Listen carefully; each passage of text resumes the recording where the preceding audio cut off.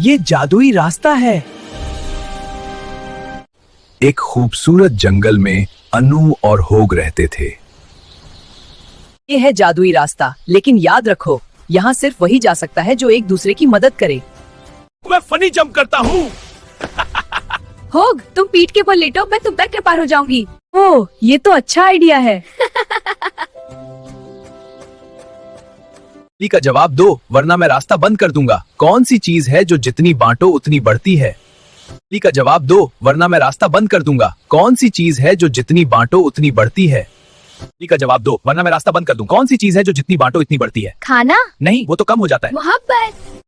तुमने एक दूसरे की मदद की, हिम्मत भी दिखाई, इसलिए तुम्हें जंगल का दोस्त सर्टिफिकेट मिलता है। मुझे भूख लग रही है, चलो कुछ खाने चलें। होग, तुम कभी नहीं सुधरोगे।